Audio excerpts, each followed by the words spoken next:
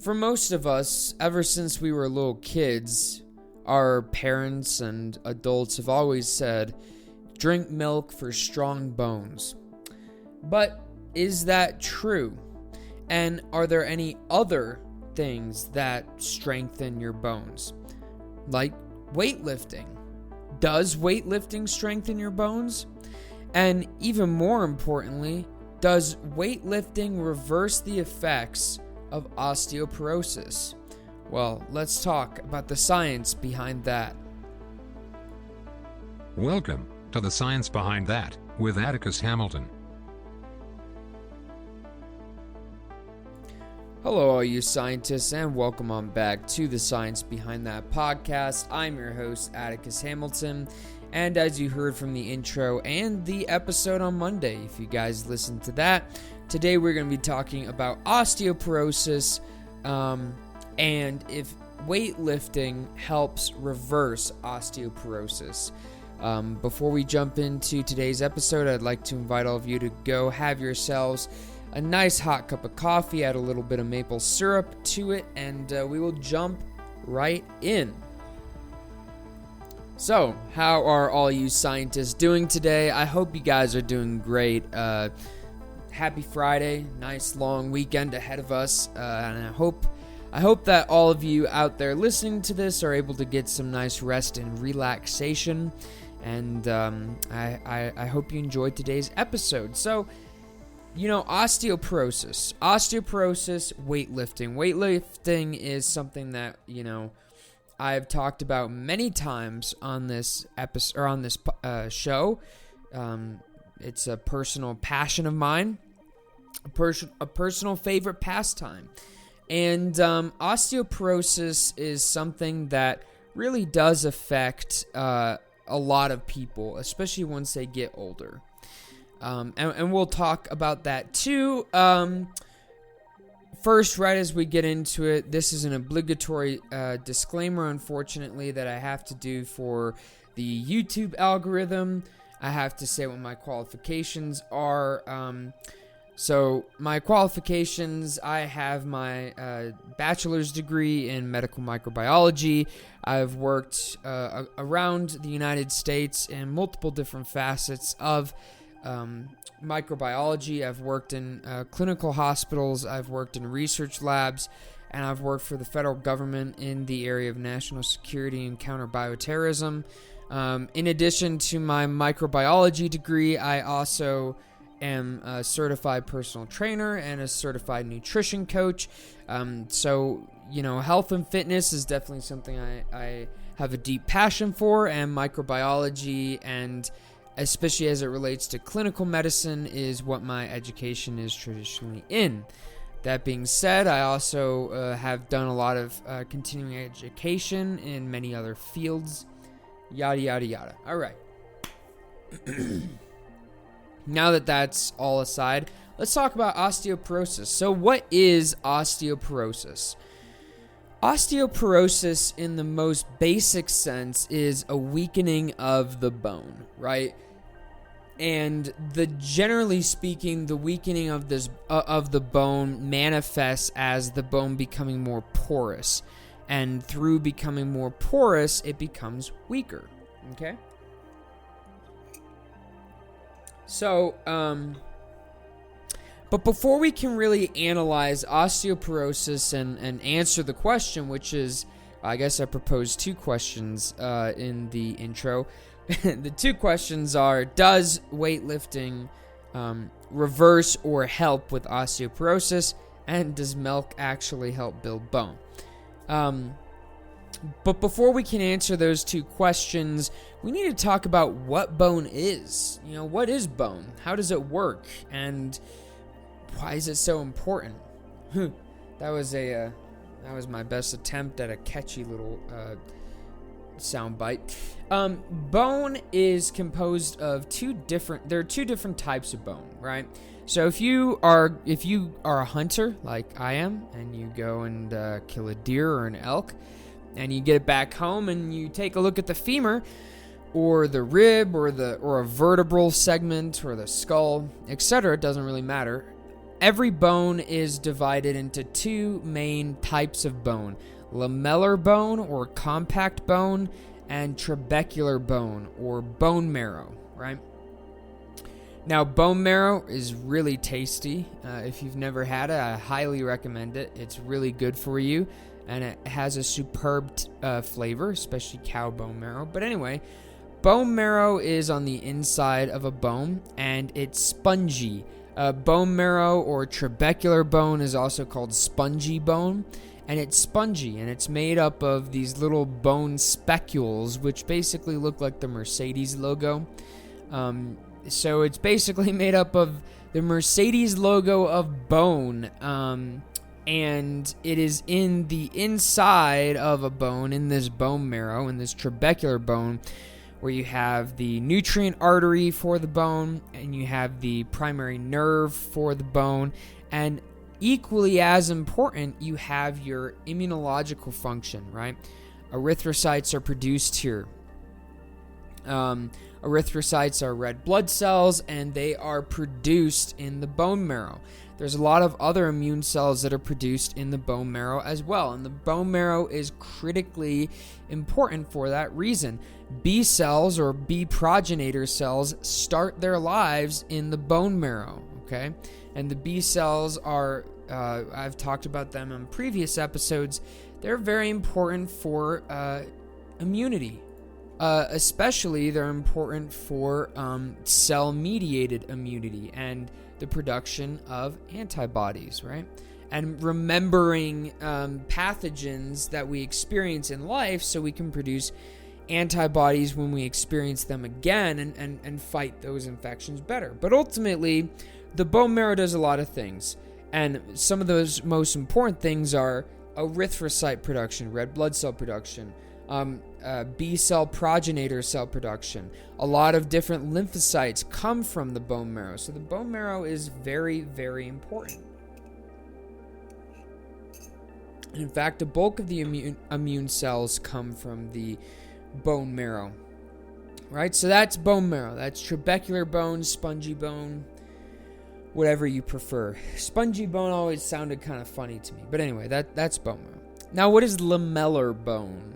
Well, lamellar bone is the outside of the bone. It's the really hard stuff, right? And the lamellar bone basically forms a shell around the trabecular bone, or the spongy bone. And this shell is super hard, super durable, and it's composed of subunits called osteons, which we'll circle back around to in a little bit. They're really important. But compact bone doesn't produce things in the same way that bone marrow does or whatnot. But I like to think of compact bone the same way you'd think of skin, right? Skin protects your internal organs and shields your, internal viscera from the outside world, right?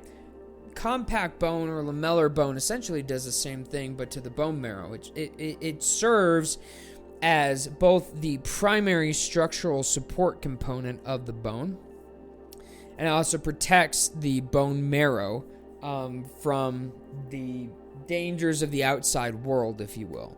And by outside world, I mean the outside of the human, or the inside of the human body outside of the bone.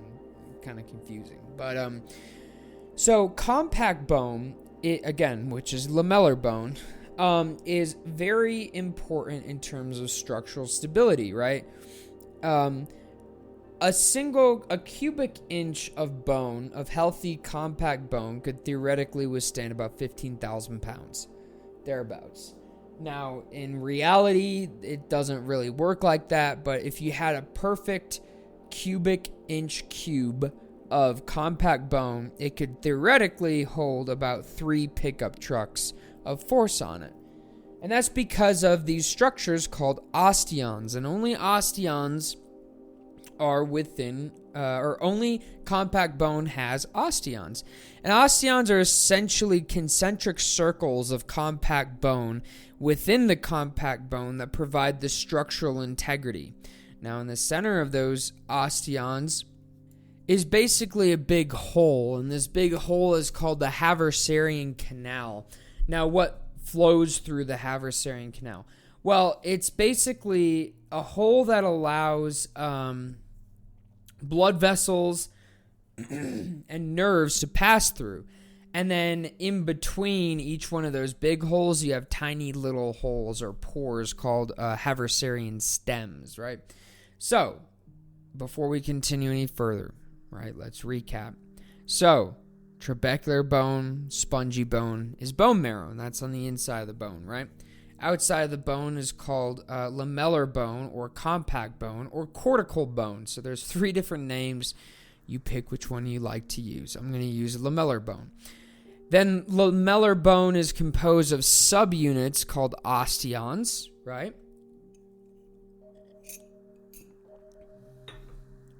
And osteons, what do? Well, osteons are the primary subunit of the bone that provides structural support to it, okay? And then in the center of that osteon, you have a big hole called a Havasarian canal, and the Havasarian canal basically allows branches of the nutrient artery in the inside of the bone to get in to the bone, right? It allows branches, and those branches split off and go through the Havasarian canal and go through the Havasarian stems, which are smaller holes that connect the canals horizontally instead of going vertically up and down into the bone.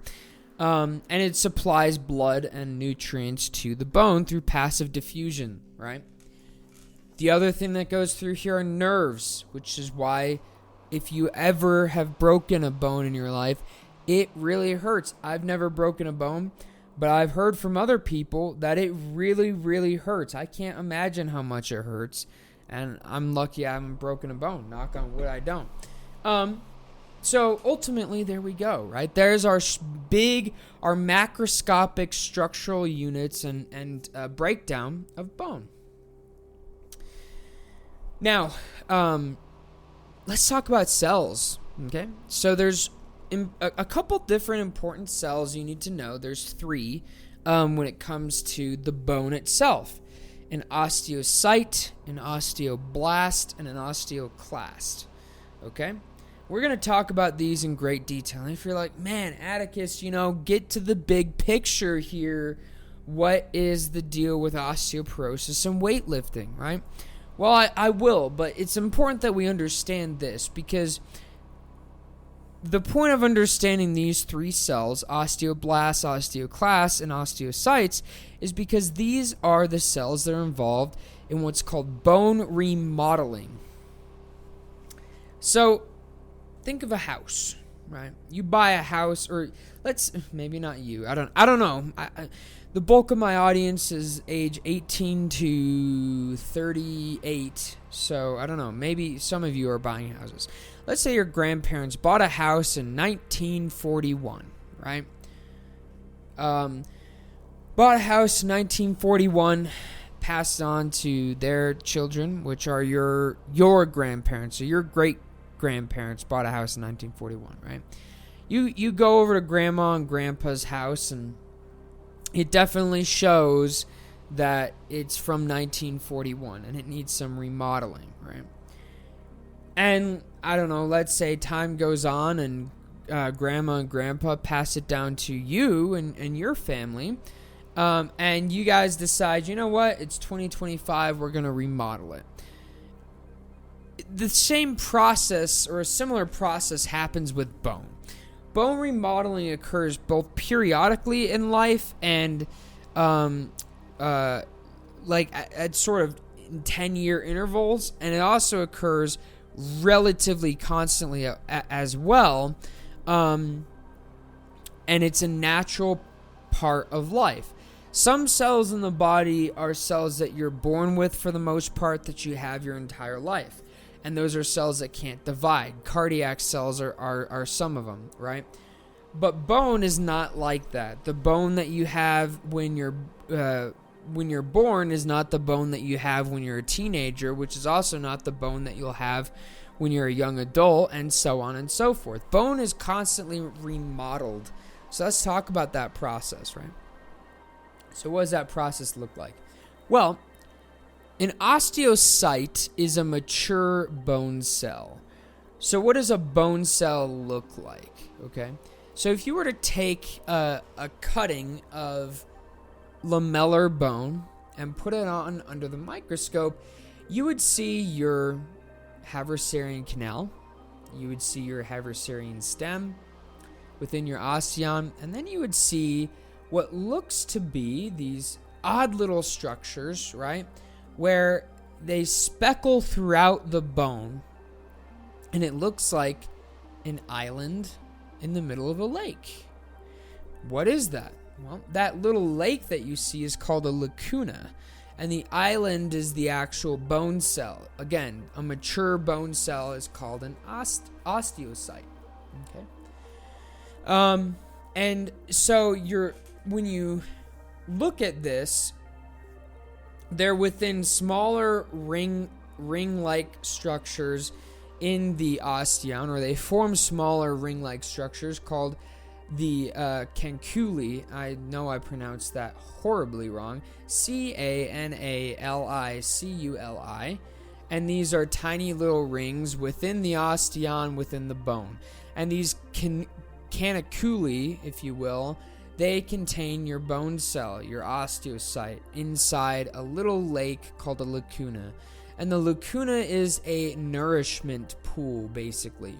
It's where this adult bone cell derives pretty much all of its nutrients from. Okay? So the adult bone cell, the osteocyte, lives in a lacuna, which is identifiable by small circles within the osteon called caniculi. I can never pronounce that word correctly. I'm sorry for the linguists out there that are cringing hard at how I'm pronouncing that.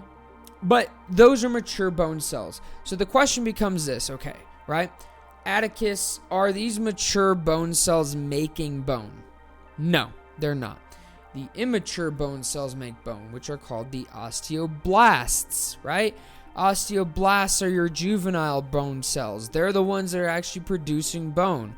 Osteocytes are your mature bone cells, and they're just kind of chilling. They're kind of vibing. They're forming, they stay in their place as the primary structural unit of bone, but they're not actually producing it. That's the job of the osteoblasts, or their younger cells. Okay. So, let's talk about osteoblasts then. And in fact, I have a little osteoblast on my, or I guess it's an osteocyte. I have a little osteocyte on my desk right here. But anyway, let's talk about them. So, osteoblasts produce bone. Now, what is bone? We talked about what bone is from a macroscopic level, but from a biochemical level, what is bone? And yes, that's right. All my biochemists out in the audience, finally, I'm going to talk about the chemical structure of bone. Bone is a delicate ratio of hydroxyapatite, which is a mineral compound, and collagen. Collagen is very important here, right? So this ratio it varies, but it can be between 65 to 80% of the mass of a single bone is hydroxyapatite.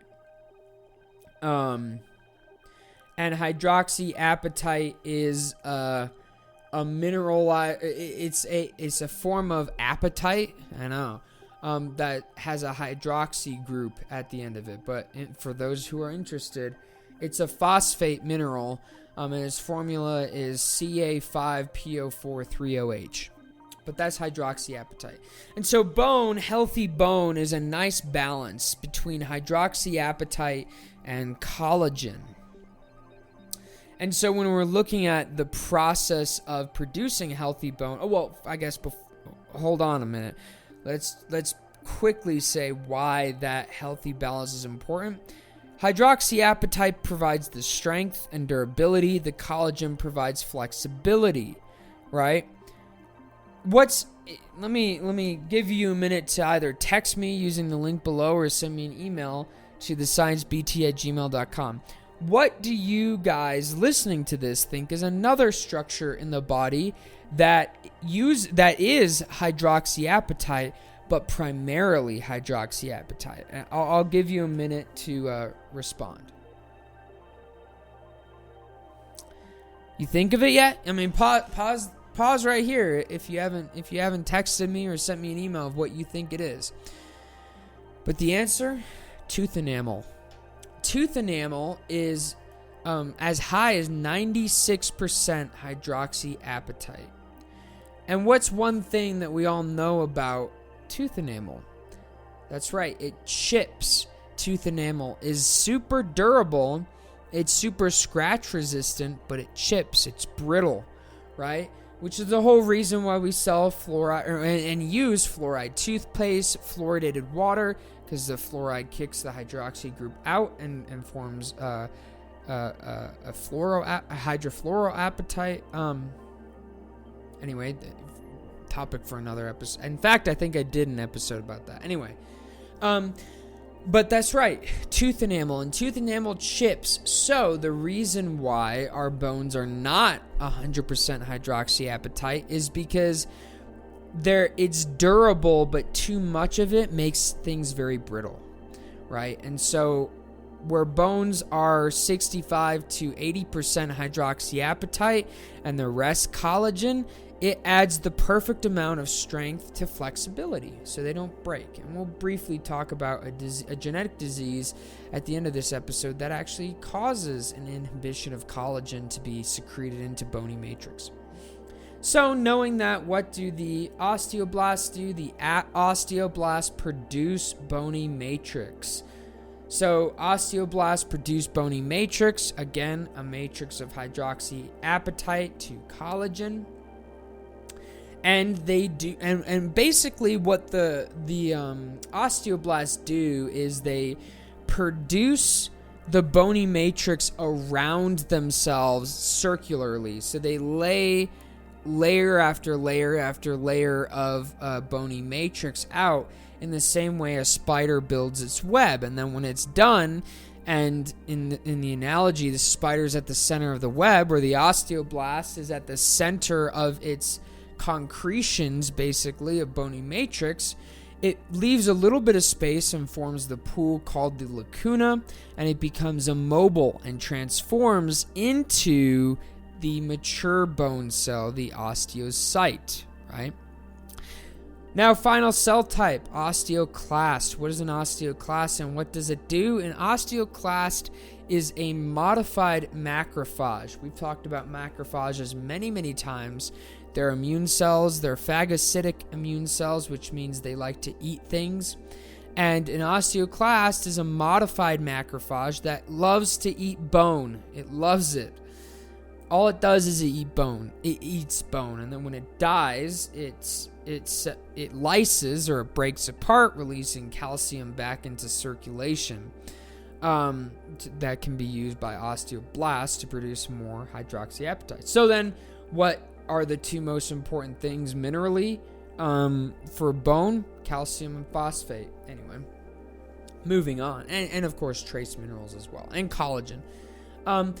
So osteoclasts break down bone. Then once osteoclasts break down bone in a healthy system, a cytokine signal is released when those osteoclasts die that trigger the migration of osteoblasts to that site where bone was broken down to build bone back up again. And this is the process of bone remodeling. Okay? Bone remodeling is the dynamic interplay between osteoclasts and osteoblasts. Osteoclasts break down the bone, osteoblasts build it back up. So Atticus, then, you say, how the hell does this relate to weightlifting and osteoporosis? Well, let's talk about osteoporosis now. Osteoporosis, as I mentioned before, is when the compact bone starts to become more porous. And as I said, there's already holes in the compact bone, the Havasarian canal and the Havasarian stem, correct? But osteoporosis, the bone becomes more brittle, it becomes more porous, it becomes far more susceptible to breaking. The strength of compact bone comes in the structure, right? And the structure is concentric circles. Circles are strong. I mean, think about taking an egg. If you take an egg and try and crush it in your hand with the big side on the bottom and the little top part, the apex on your fingers, it's really hard to do. Same with bone. Concentric circles are very, very strong because there's no stress points like in shapes with angles like squares or triangles or rhombuses.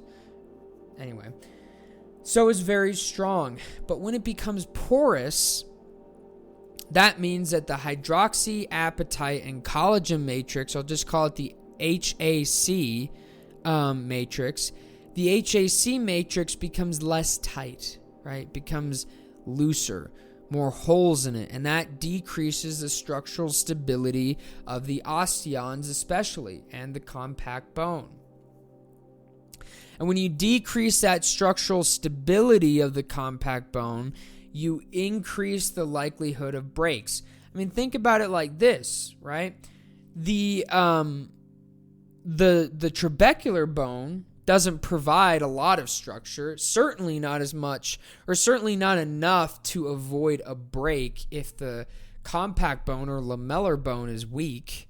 So it basically, once that lamellar bone starts to go, then your likelihood of sustaining a fracture, either of a complete fracture or a partial fracture, increases dramatically.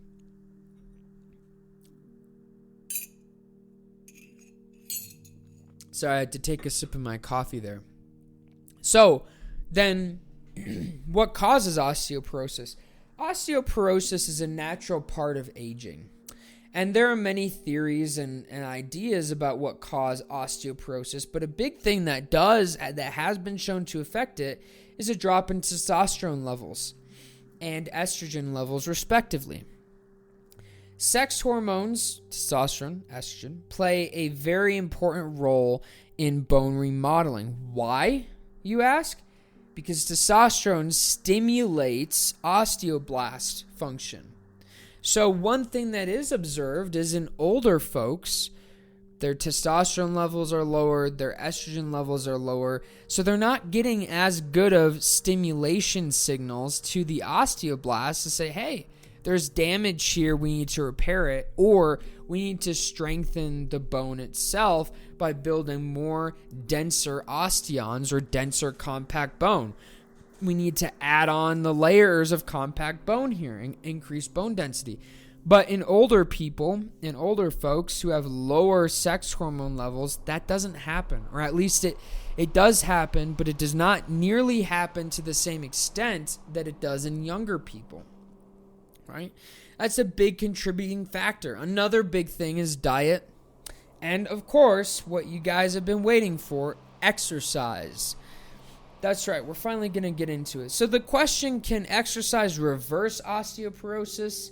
No, it can't reverse it, but it can help to minimize the effects. And in some situations, some cases, it can help to increase bone density.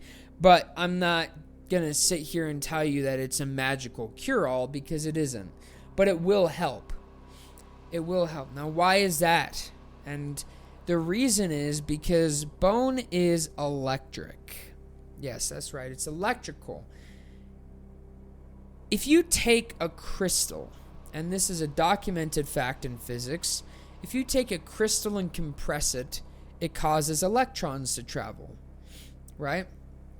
What is that called? Well, in bone, it's called piezoelectrical action or piezoelectric forces.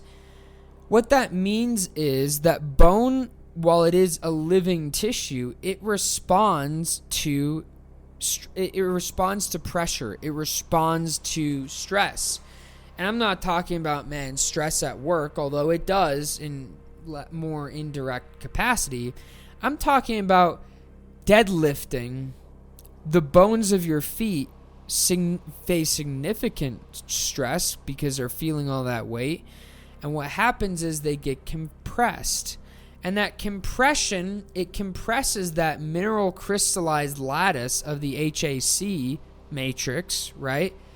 It compresses it, causing electrons to travel, and that's called piezoelectric forces. And what is fascinating is areas of bone that are thinner experience more piezoelectrical activity.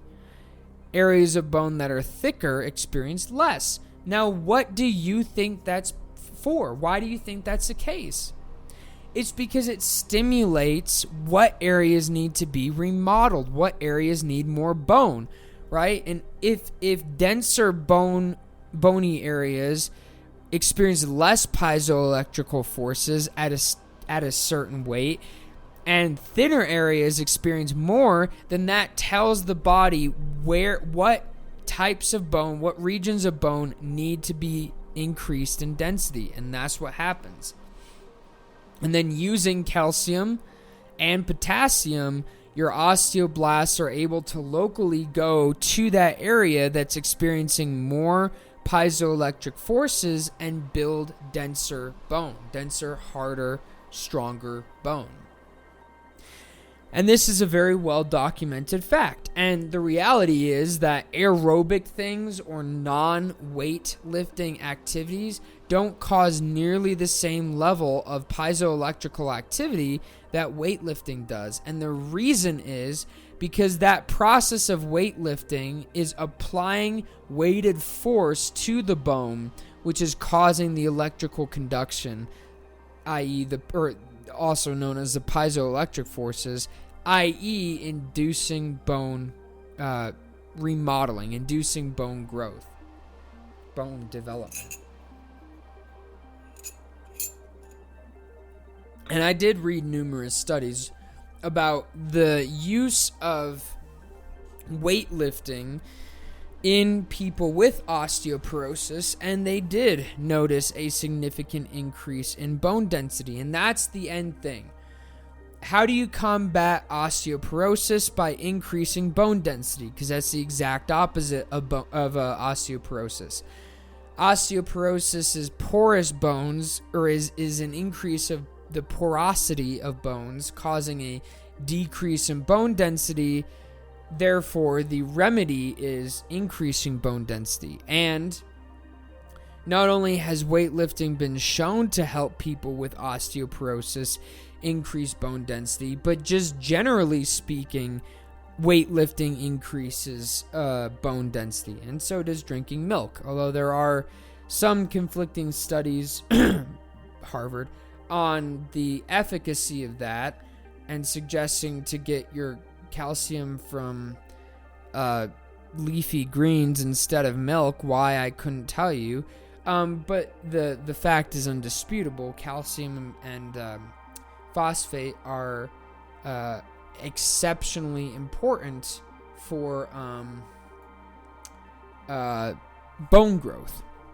So ultimately, ladies and gentlemen, this brings us to the final point as well that I wanted to mention, which is what happens if you have too much hydroxyapatite? Well, that is a disease, a genetic disease called osteogenesis imperfecta, and there's 4 different types of it, and it's characterized by significantly lower collagen density in the HCA matrix, or the hydroxyapatite collagen matrix, and higher hydroxyapatite concentrations, resulting in less flexible, more brittle bones. There's 4 different types. 4 is so severe that most people who unfortunately have osteogenesis imperfecta type 4 die either in childbirth or shortly after childbirth. But there was a really good movie that mentioned it with Bruce Willis called Unbreakable. Perhaps you've heard of it. If not, I recommend watching it. It's a good movie. But osteogenesis imperfecta is the result of having too much hydroxyapatite. So as with many things in the human body and many things we've talked about on this podcast, it's a balance, right? It's a balance. And a quick summary before I let you go and enjoy your weekend. We learned the different types of bone, lamellar bone or compact bone, and trabecular bone or spongy bone, which is bone marrow. We learned about the 3 cells of bone: osteocytes, osteoblasts, osteoclasts.